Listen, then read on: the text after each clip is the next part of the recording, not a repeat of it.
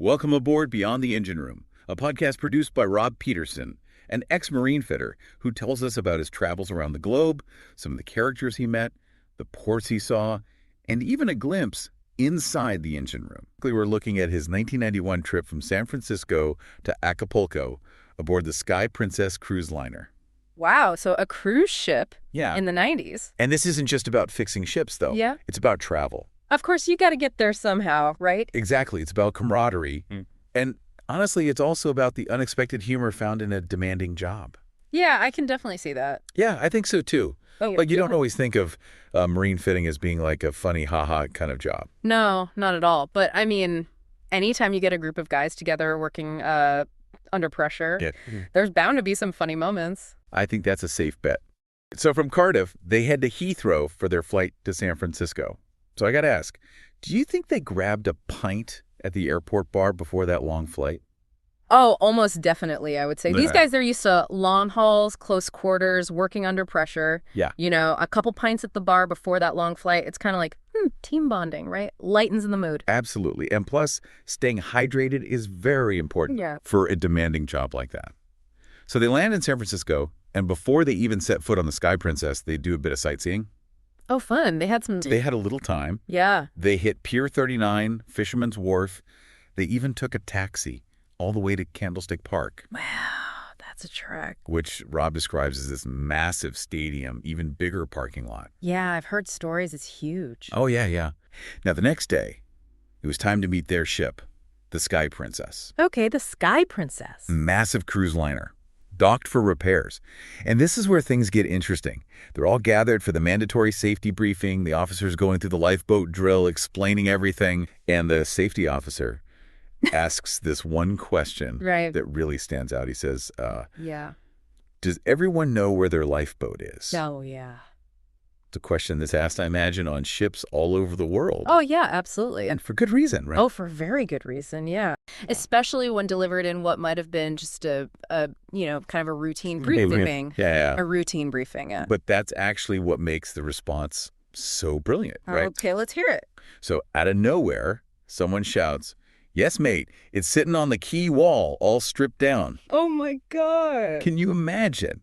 That is fantastic. Oh, wow. What a response. I mean, it's just so unexpected, and it just highlights, like, the absurdity of the whole situation. You've got this ship that's supposed to be, safe and seaworthy. Right, exactly. But their lifeboat, it's literally unusable. It's sitting on the dock. Oh, the irony. It's brilliant. And she was docked in San Francisco, which is a pretty cool place to be. Oh, yeah. But these guys are working really hard.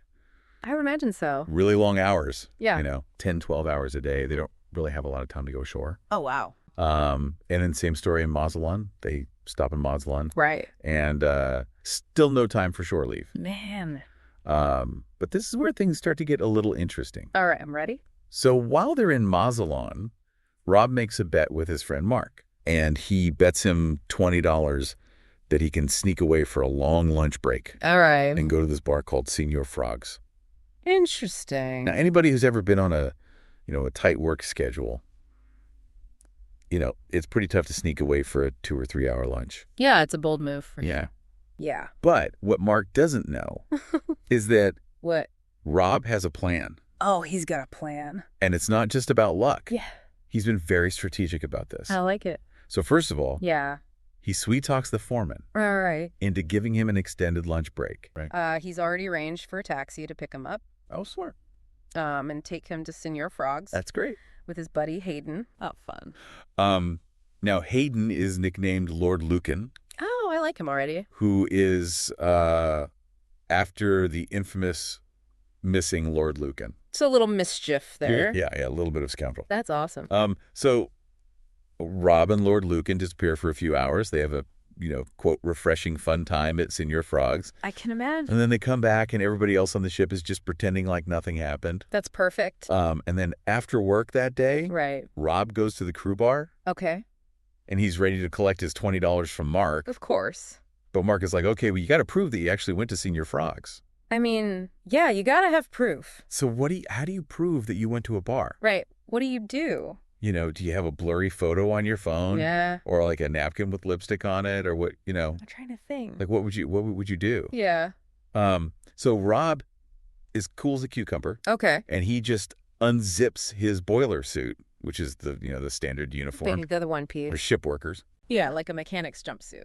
Yeah, exactly. Right. And underneath it, he's wearing a brand new Senor Frog's t-shirt. Brilliant. I love it. And so that's how he wins the bet. I mean, the perfect proof. Yeah. Yeah. No denying that. That's pretty good. That's great. And his account of this one party is, let's just say pretty wild. It paints a pretty vivid picture. Rob mentions that most of the Mexican crew members were waiters or stateroom attendants. Rob says they decked out the aft deck in the colors of the Mexican flag. Nice. And there was a ton of complimentary food and drinks. Free food. I love free food. Who doesn't? So what kind of food do you think they would have made on a ship back then? Well, ship galleys, especially back in the 80s and 90s, had their limitations.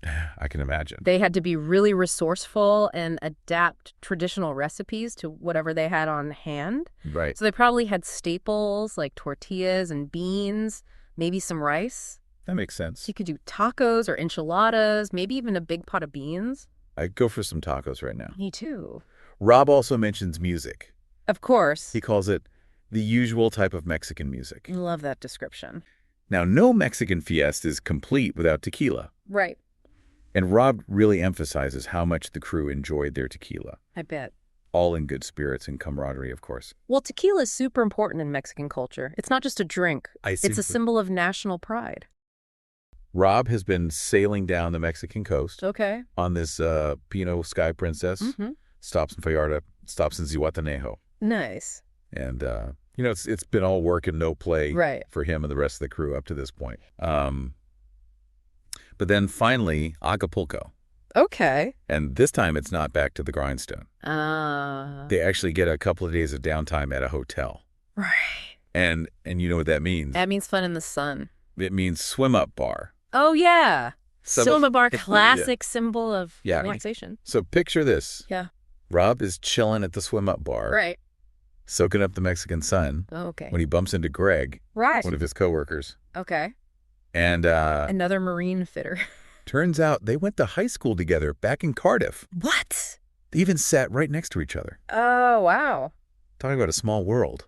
It really is a small world, isn't it? Yeah. It makes you think about all those chance encounters that you have throughout life and how those can kind of shake things in a way you wouldn't expect. Right. Interesting. So, as they're reminiscing about their school days, one particular memory pops up that still stings a bit. Yeah. Their English teacher, Nanny Newcomb. Nanny Newcomb. Now, she wasn't exactly their biggest fan. Sounds like a lovely lady. Yeah. She had a rather, let's say, pessimistic view of their potential. Right. I mean, she told them point blank. Oh, no. You two are a waste of time. Wow. And will never amount to anything.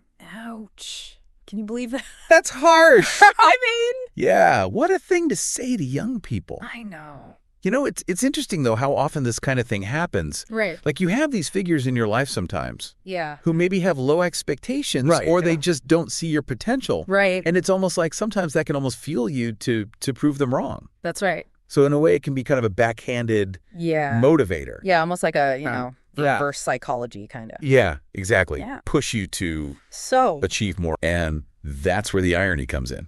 Oh. Right? Years later, here's Rob and Greg toasting their old teacher with beers in hand. Nice. Successful marine fitters. Good for them.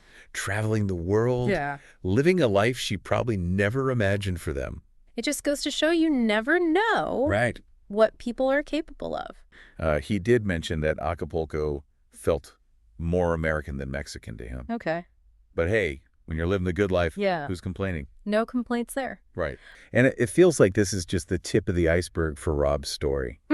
It sounds like there are many more beyond the engine room adventures waiting for us. Thanks for joining us on Beyond the Engine Room. If you enjoyed this episode, share it with others who might find it fascinating.